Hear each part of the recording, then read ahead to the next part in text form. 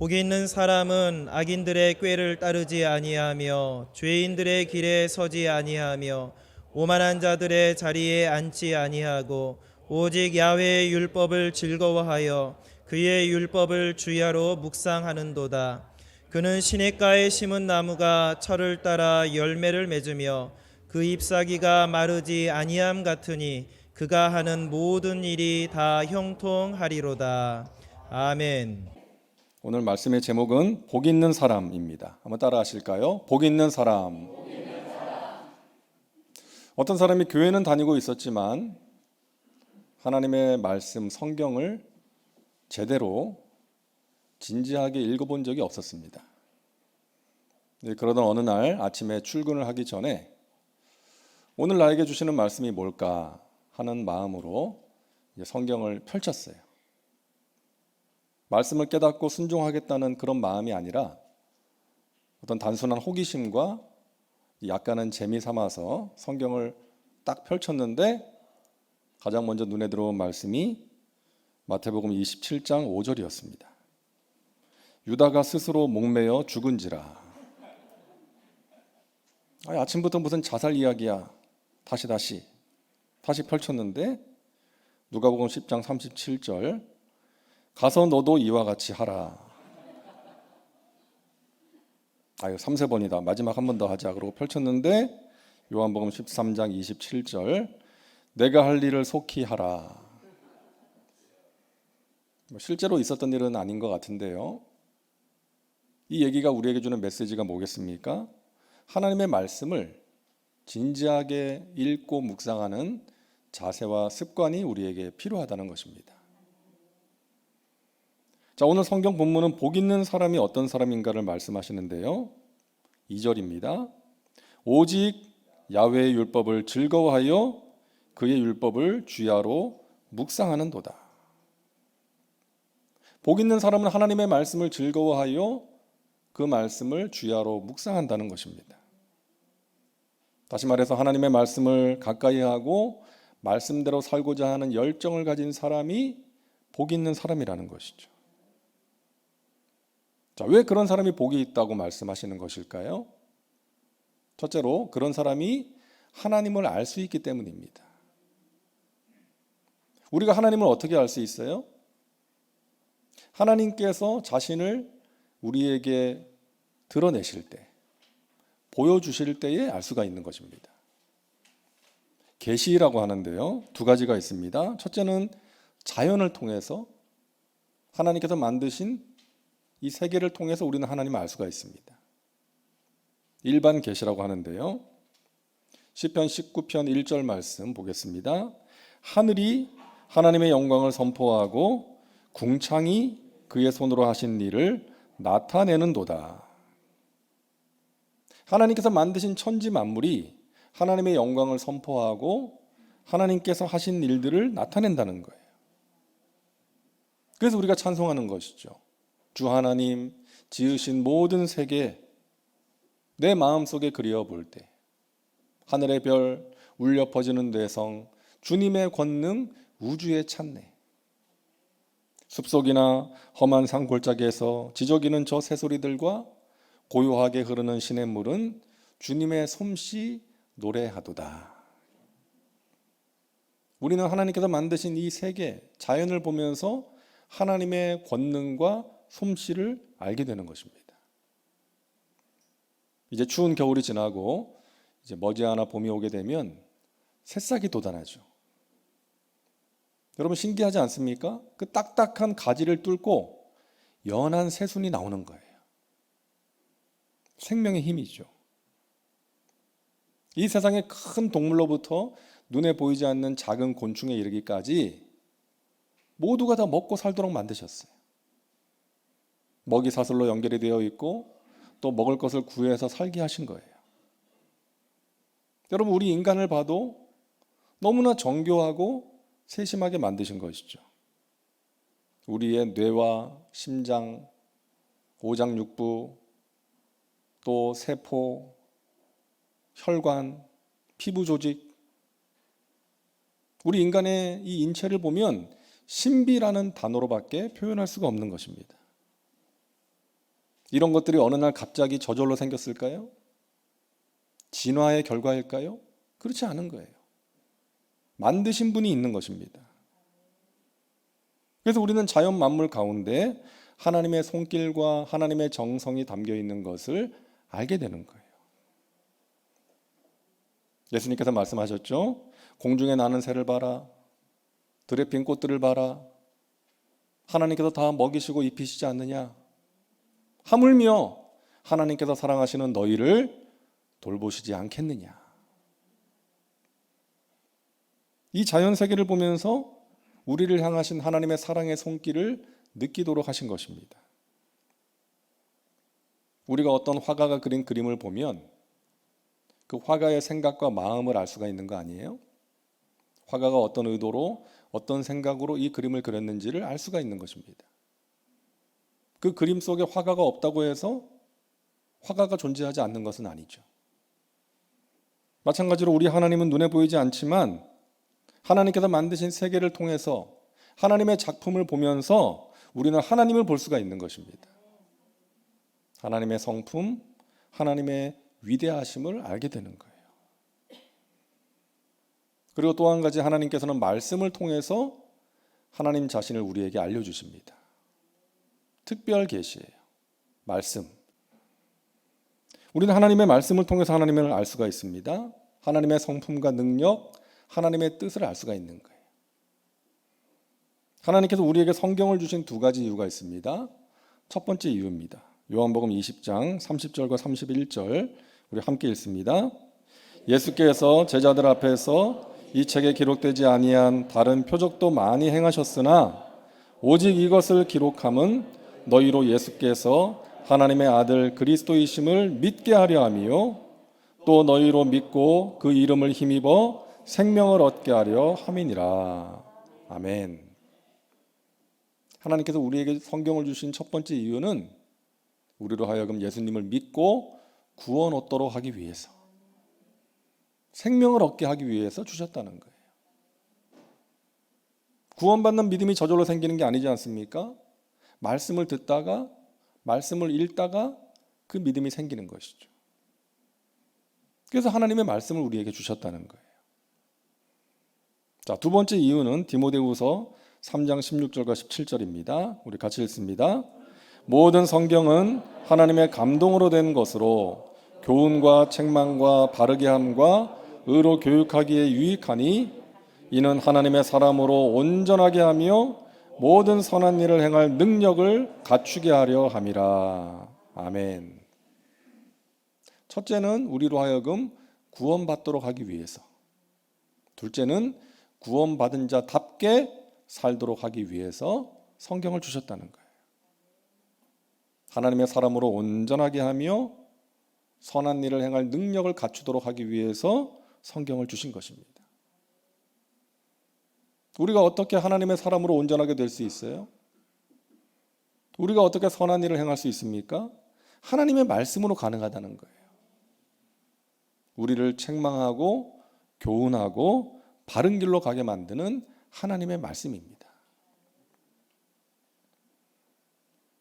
일본의 강도 9에 이르는 대지진과 쓰나미로 인해서 많은 사람들이 목숨을 잃지 않았습니까?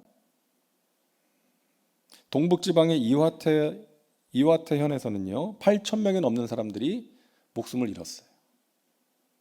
자, 그런데 후다이라는 마을에서는요 한 명도 죽지 않았대요. 그 이유를 설명해 놓은 글을 보았는데요, 이 도시의 촌장이 와무라 유키에라는 사람이었는데 이 사람이 그 마을의 역사 기록을 살피다가 오래전 메이지 시대에 15m의 쓰나미가 왔었다는 것을 알게 된 거예요. 그 동네에 사시는 어르신들한테 물었대요. 그때 그런 이야기를 들은 적이 있다. 그래서 이 촌장이 마을에 15m가 넘는 방조제를 만들어야 되겠다 결심을 한 거예요. 여러 가지 어려움이 있고 사람들의 반대도 있었지만 결국 500억이 넘는 돈을 들여서 15.5m의 방조제를 세웁니다. 사람들은 비판을 했대요. 뭐하러 그렇게 많은 돈을 들여서 그렇게 높은 댐을 만드느냐 라고 했지만 결국 나중에 그 지역을 덮친 쓰나미가 15m였대요. 그래서 그 쓰나미보다 높은 방조제를 만들었기 때문에 그 마을 사람들이 무사할 수가 있었다는 것입니다. 그제서야 사람들은 그 촌장의 선견지명에 감탄하면서 감사를 했다는 거예요. 그런가 하면 아네키치라는 지역에 사는 사람들도 모두 살았는데 이 지역도 오래전에 2번의 큰 쓰나미가 밀려와서 많은 사람들이 목숨을 잃었던 곳입니다. 그래서 당시에 선조들이 그 해발 60m 지역에 비석을 세웠대요. 그리고 거기다가 이 밑으로는 집을 짓지 말아라, 이 밑에는 살지 말아라 라고 써놨다네요. 그래서 그 선조들의 말을 듣고 후손들이 그 경고에 따라서 그 비석 위쪽으로만 집을 짓고 살았다는 거예요. 결국 쓰나미가 밀려왔을 때 그 비석 밑으로 해발 50m까지 밀려왔었다는 것입니다. 근데 선조들의 말을 따라서 그 60m 위에만 집을 짓고 살았기 때문에 그 사람들이 무사할 수가 있었다는 거예요. 여러분, 과거의 경험과 조상들의 가르침을 무시하고 자기 생각이나 편의대로 살았던 사람들은 큰 피해를 입었고, 그 과거의 경험과 조상들의 그 가르침대로 욕을 먹으면서도 방조제를 세우고 높은 곳에 거주했던 사람들은 무사할 수가 있었다는 것이죠.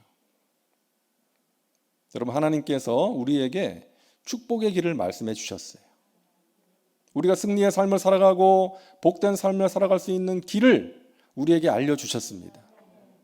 성경 말씀을 통해서 또 과거의 경험을 통해서 우리에게 알려주셨어요. 우리가 복된 삶을 살아가고 승리의 삶을 살기 위해서는 그 하나님의 말씀을 무시하지 않고 하나님께서 하라고 하시는 것 열심히 하고 하지 말라고 하시는 것 안 하면서 살아가야 되는 것입니다.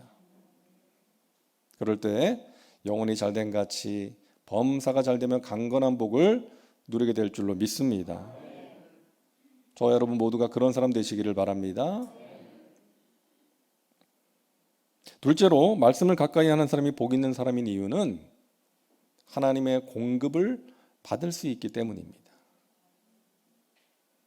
오늘 3절 말씀을 우리 같이 읽습니다. 그는 시냇가에 심은 나무가 철을 따라 열매를 맺으며 그 잎사귀가 마르지 아니함 같으니 그가 하는 모든 일이 다 형통하리로다. 아멘. 자, 시냇가에 심은 나무는 그 뿌리로 수분을 흡수해서 받아들이기 때문에 철을 따라 열매를 맺고 잎사귀가 마르지 않을 수가 있는 것입니다. 우리에게 하나님의 말씀이 그런 거예요. 말씀이 우리를 살리고 우리를 성장시키고 좋은 열매를 맺도록 하는 것입니다. 여러분, 두바이라는 도시를 아시잖아요. 사막 위에 세워진 도시입니다. 근데 두바이에는 아주 크고 푸른 나무들이 많이 세워져 있어요. 앞으로도 많은 비용을 들여서 그 녹지를 늘려갈 계획이라고 합니다. 근데 여러분 생각해 보세요. 어떻게 사막 위에 세워진 도시에 녹지를 조성할 수 있는 것입니까? 바닷물을 끌어와 가지고 담수화시켜서 나무들에게 공급하는 거예요. 그러니까 사람들이 일일이 다니면서 나무에게 물을 주는 게 아니라 나무마다 호수가 연결돼 있대요. 그래서 스프링클러처럼 어떤 일정한 시간이 되면 자동으로 그 나무에 물을 준다는 거예요. 그 일을 우리나라 기업이 하고 있다 그러더라고요. 근데 그 공급이 끊어지면 그 나무는 살 수가 없는 거죠. 여러분, 우리 인간도 마찬가지 아닙니까? 공급받지 않으면 살 수가 없어요. 물을 마시지 않으면, 밥을 먹지 않으면 살 수가 없는 거예요. 영적으로도 하나님이 주시는 은혜를 공급받지 못하면, 하나님의 말씀을 공급받지 못하면 우리는 메말라 버리는 것입니다. 우리 영혼이 건조해지고 먼지가 날리고 숨을 쉴 수가 없는 거예요. 그래서 날마다 은혜의 단비로 촉촉하게 적셔져야 하는 것입니다. 유명한 복음 전도자였던 D.L. 무디 목사님이 이제 처음 예수님을 믿고 나서 하나님 말씀대로 살아야 되겠다, 하나님 기뻐하시는 삶을 살아야 되겠다 결심을 했다는 거예요. 근데 그게 잘 안 되는 거죠. 예전과 같은 잘못을 저지르고 안 좋은 생각을 하고 말을 하고 행동을 하는 거예요. 그래서 결심을 했습니다. 유명한 부흥사의 집회가 있으면 먼 길을 마다하지 않고 차를 몰고 가서 그 집회에 참석했어요. 그래서 마음이 뜨거워지고 충만해진 느낌을 받았어요. 하지만 얼마 가지 못합니다. 또 과거의 모습이 반복되는 거예요. 그래서 결심하고 산기도를 다녔어요. 산에 가서 뜨겁게 부르짖어 몇 시간을 기도하고 나니까 뭐든지 할 수 있을 것 같았어요. 하지만 역시 오래 가지 못한 거예요. 얼마 가지 못해서 또 넘어지고 또 좌절합니다. 그러다 어느 날 말씀을 보게 됐는데 로마서 10장 17절을 보게 된 거예요. 우리 같이 한번 읽을까요? 그러므로 믿음은 들음에서 나며 들음은 그리스도의 말씀으로 말미암았느니라. 아멘. 깨달았어요. 내가 그동안 말씀을 가까이 하지 않았구나. 하나님의 말씀을 가까이 하지 못했구나. 그래서 말씀과 기도를 두 축으로 삼고 살았을 때에 승리의 삶을 살 수가 있었다는 그런 고백입니다. 사랑하는 여러분, 우리의 삶에 있어서 이 기도와 말씀 두 가지가 중요하죠. 우리가 잘 알고 있는 사실 아닙니까? 기도는 영적인 호흡이고 말씀은 영적인 양식입니다. 우리가 숨을 쉬지 않으면 죽고 먹지 않으면 죽는 것처럼 기도와 말씀 이 두 가지가 우리에게 너무나도 중요한 거예요. 여러분 올 한 해 그 무엇보다도 말씀과 기도를 여러분 중심으로 삼고 꼭 실천하셔서 영혼이 잘된 같이 범사가 잘되며 강건한 하나님의 복을 누리시기를 주님의 이름으로 축원합니다. 제가 몇 년 전에 새해를 시작하면서 이제 SNS에 올렸던 글이 있는데요. 새해에는 보다 깊이 있는 사람이 되고 싶습니다. 깊이 생각하고 행동하는 사람, 깊은 묵상으로 건져 올린 말씀을 전하는 사람, 타인에게 깊은 감동을 전할 수 있는 그런 사람이 되고 싶습니다. 그러기 위해서는 한 가지 방법밖에 없다는 생각이 듭니다. 바로 주님과 더 깊은 교제를 나누는 것입니다. 그는 시냇가에 심은 나무가 철을 따라 열매를 맺으며 그 잎사귀가 마르지 아니함 같으니 그가 하는 모든 일이 다 형통하리로다. 주님께 깊이 뿌리 내린 복 있는 사람이 되고 싶습니다. 그래서 철을 따라 맺히는 열매, 형통의 열매를 보고 싶습니다. 여러분 이것은 우리 모두가 마찬가지 아닙니까? 하나님의 말씀 앞에 서야 돼요. 말씀의 은혜를 체험해야 됩니다. 그럴 때 철을 따라 열매가 맺히고 하나님이 주시는 승리의 삶을 살아갈 수가 있는 거예요. 여러분 공고한 인생길에서 하나님의 주시는 말씀을 통해서 위로를 받으시고 살아갈 방향을 발견하시고 말씀으로 지혜를 얻고 말씀으로 승리의 삶을 살아가시기를 주님의 이름으로 축원합니다. 자, 셋째로 말씀을 가까이 하는 사람이 복이 있는 이유는 그런 사람이 하나님을 사랑하는 사람이기 때문입니다. 오늘 2절 말씀 보세요. 오직 야훼의 율법을 즐거워하여 그의 율법을 주야로 묵상하는도다. 하나님의 말씀을 즐거워하고 하나님의 말씀을 주야로 묵상하고 말씀대로 살고자 하는 사람은 어떤 사람이에요? 하나님을 사랑하는 사람이에요. 우리가 누군가를 사랑하면 그 사람의 말에 귀를 기울이게 되고 그 사람이 말하는 대로 해주게 되는 거죠. 마찬가지로 우리가 하나님을 사랑하면 하나님의 말씀에 귀를 기울입니다. 말씀이 좋은 거예요. 그리고 내 뜻대로 내 생각대로 내 감정대로 사는 것이 아니라 하나님의 말씀대로 살려고 하는 것입니다. 우리 예수님이 뭐라고 말씀하십니까? 요한복음 14장 21절입니다. 우리 같이 읽을게요. 나의 계명을 가지고 지키는 자라야 나를 사랑하는 자니 나를 사랑하는 자는 내 아버지께 사랑을 받을 것이요 나도 그를 사랑하여 그에게 나를 나타내리라. 아멘. 하나님의 말씀을 지키는 사람이 하나님을 사랑하는 사람이라는 것이죠. 그 사람이 하나님을 사랑하는가 그렇지 않은가 어떻게 알 수 있습니까? 하나님의 말씀을 지키고 있는가, 아니면 내 생각대로 내 감정대로 살아가고 있는가를 보면 알 수가 있다는 거예요. 여러분, 하나님을 사랑하시기 바랍니다. 하나님을 사랑해야 돼요. 부모는 자녀에게 좋은 것을 주고자 하죠. 자기는 못 먹어도 자식은 먹이고 싶은 거예요. 예전에 이런 노래 있었습니다. 어머니는 짜장면이 싫다고 하셨어. 뭐 이런 노래 있었잖아요. 어머니가 짜장면이 왜 싫겠어요? 자식 먹이려고 그렇게 말하는 거죠. 그 노래 만든 사람이 얘기했잖아요. 그 미국에서 이민 생활할 때, 힘든 생활할 때 엄마가 어느 파티에 갔다가 남은 잡채를 싸가지고 왔대요. 그래서 먹어라. 어린 아들한테 준 거예요. 그 아들이 맛있게 먹다가 엄마 안 먹어? 엄마는 잡채 안 좋아해. 싫어해. 너 먹어. 그때는 그런 줄 알았는데 철이 들어 생각해 보니까 엄마가 잡채를 싫어한 게 아니라 나 먹이려고 그런 거라는 것을 알게 된 거예요. 그 나중에 노래를 만들었는데 잡채를 짜장면으로 바꾼 거예요. 어머니는 짜장면이 싫다고 하셨지. 그러면서 그 어머니의 사랑을 노래하는 것이죠. 여러분, 하나님께서 우리에게 좋은 것을 주십니다. 독생자도 아끼지 않고 우리에게 주신 거 아닙니까?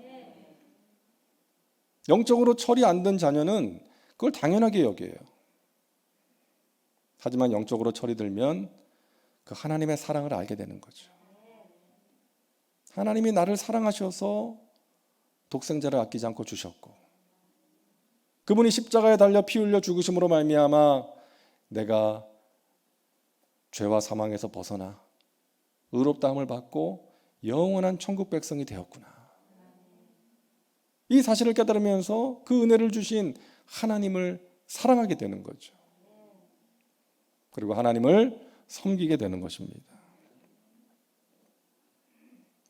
네덜란드의 엘리나라는 78세 된 할머니가 있었는데요. 이분은 오랜 세월 한 50년 가까이 담배를 피우셨어요. 근데 담배를 끊고 싶어가지고 금연 클리닉에도 가보고 여러 가지 방법으로 시도를 했지만 결국 끊지 못하고 78세가 된 거예요. 그러다 어느 날 79세 된 제이슨이라는 영감님하고 연애를 하게 됐습니다. 그래서 두 분 다 혼자 사시는 분들이어서 이제 노년에 함께 살면서 이제 서로 의지하면서 이제 그렇게 살고 싶다는 마음이 든 거예요. 어느 날 이 제이슨 영감님이 엘리나 할머니에게 내가 당신과 결혼해서 함께 살고 싶은데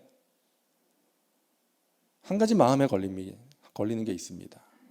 당신이 담배를 너무나 좋아해서 내가 당신과 함께 살 생각을 하니까 그 걱정이 앞서네요.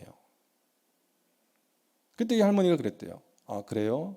그러면 내가 담배를 끊겠습니다. 50년 동안 끊지 못한 담배를 한 번에 끊었다는 거예요. 그러면서 이분이 이런 말을 합니다. 나는 의지의 힘보다 사랑의 힘이 더 위대하다는 것을 깨달았습니다. 여러분, 사랑의 힘이 그 인생에 큰 변화를 가져온 거예요. 여러분, 우리가 하나님을 기쁘시게 하는 삶을 살고 복된 삶을 살고 열매 맺는 삶을 살기 위해서는 우리의 의지만으로 되는 게 아니죠. 하나님을 사랑함으로 가능한 줄로 믿습니다. 우리가 하나님을 사랑하고 동행하면 하나님께서 어떤 미워하시는 것, 안 좋아하시는 것이 나에게 있다는 것을 깨닫게 되는 거예요. 그리고 그것을 끊어버릴 수 있는 것입니다. 사랑의 힘으로.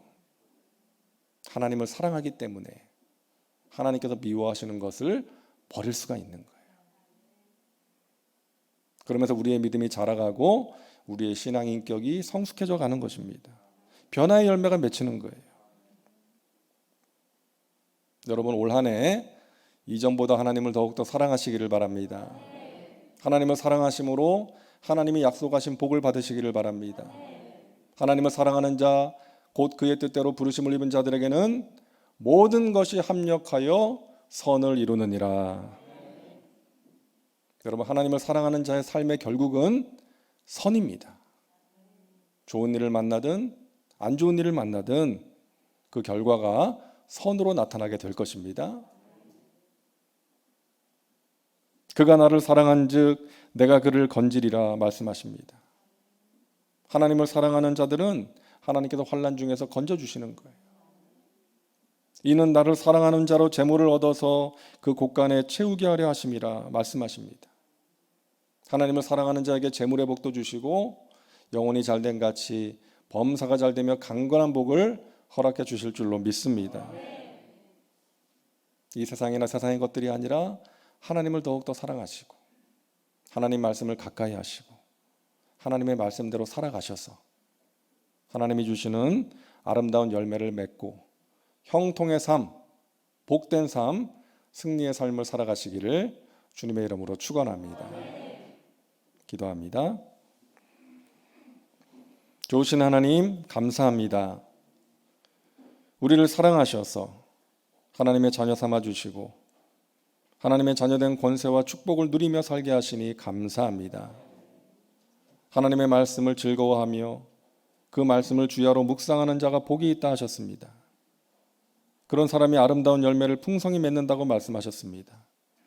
하나님, 우리가 그렇게 살기를 원합니다. 하나님을 이전보다 더욱더 사랑하게 하시고 하나님의 말씀을 가까이 하며 묵상하며 하나님의 말씀대로 살게 하셔서 영혼이 잘된 같이 범사가 잘되며 강건한 하나님이 주시는 귀한 복을 받아 누리고 나누며 살게 하여 주시옵소서. 예수님의 이름으로 기도하옵나이다. 아멘.